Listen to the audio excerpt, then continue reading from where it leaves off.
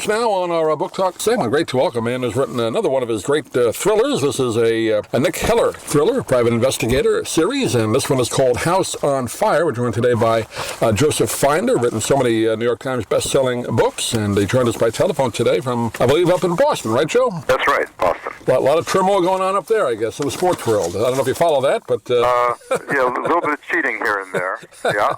I think Houston and Boston and maybe New York, a little with Beltran. But anyway, that's another show. We'll get to that some other time, but we have limited time today. But first of all, congratulations not only on this book, but the success of this series, right? This character, Nick Heller, has been pretty good to you, hasn't it? Yeah, been good to me, yeah. And, you know, I was out on tour with my last book, which was not a Nick Heller book, and a lot of people came up to me and said, when's the next Nick Heller? So there's a demand for it, which is great.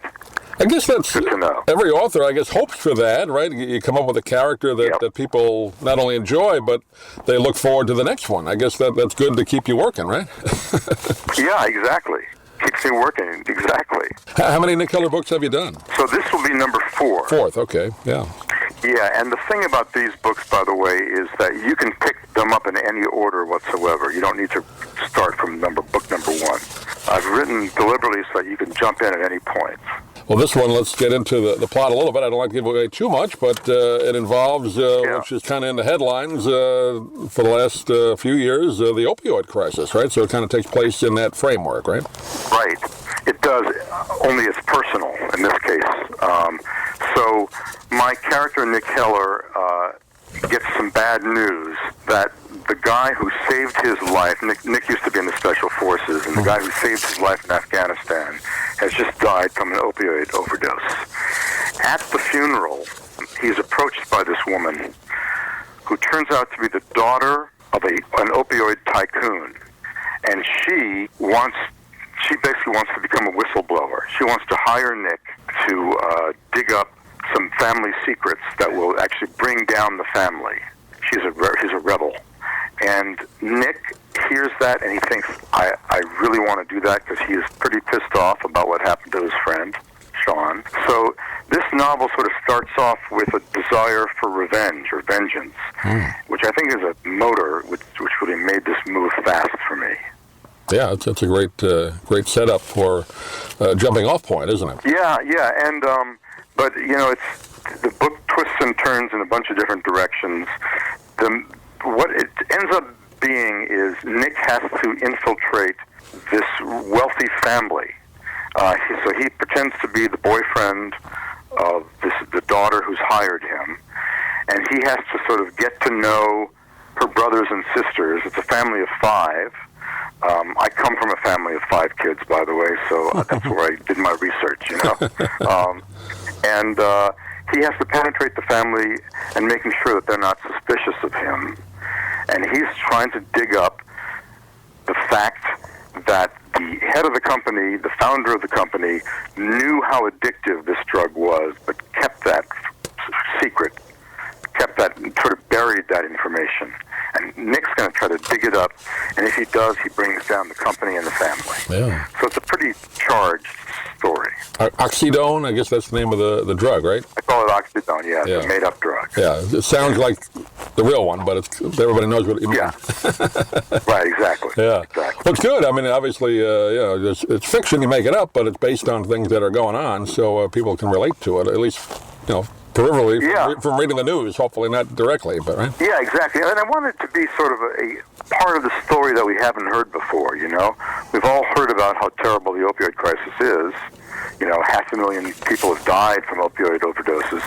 But I wanted to see what it would be like to be in this rich family that got rich off of opioids. Right.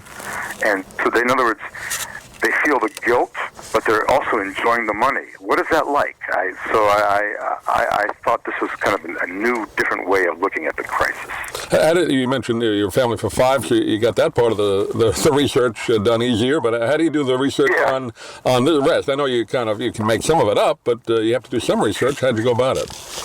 Yeah, I tend to do a lot of research. I try to make the details as real as possible. So, I mean, I talk to computer hackers. I talk to people who do what's called penetration testing, who sort of break into companies to sort of test their defenses. I talk to lawyers and psychiatrists, and I talk to doctors.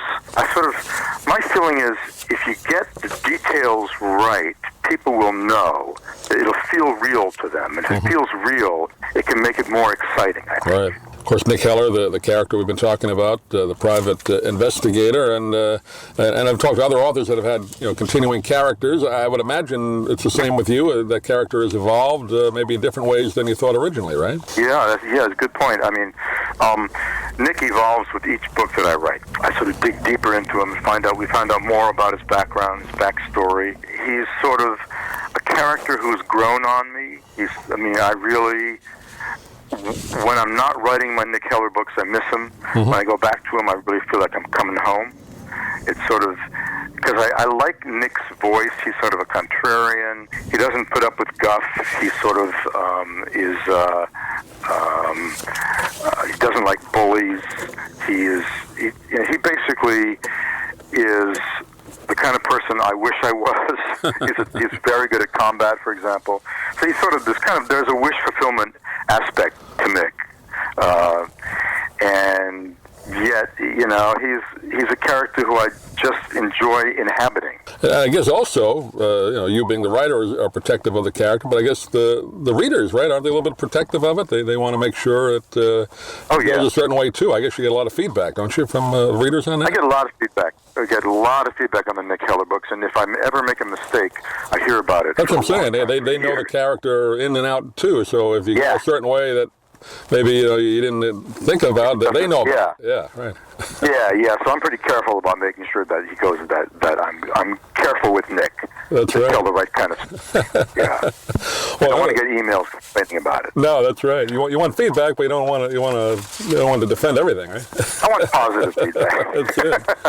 Well, it's called House on Fire, a great Nick Heller novel. Once again, we've been talking with Joseph Finder today, and Joe, give out whatever contact information you like. People get more information about the book or contact you. Yeah, they can find out at my website, josephfinder.com. They can find out. That's all right. I've stopped correcting people. And I'm on Facebook at Joseph Finder, and my Twitter is @JoeFinder. Great. So I'm Mr. Social Media. That's it. Yeah, well, that's part of the deal now. We all have to be on it, right? Whether you want to or not. Yeah, I guess. Exactly.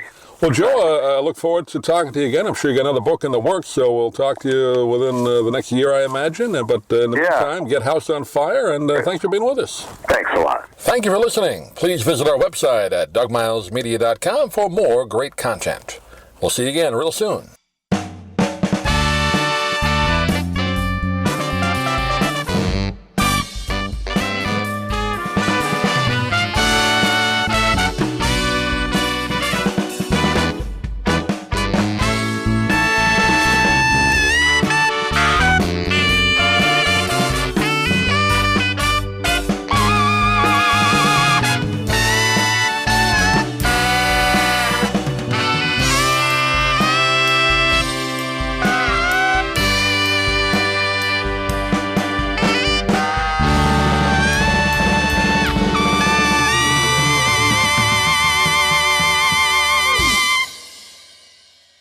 I'm Stan Brock. 30 years ago, I formed Remote Area Medical to help people overseas. But then we found generations of families in America isolated by poverty from the health care they need. Together, we can take dental, vision, and medical help to 1 million adults and their kids, right here at home in the United States of America.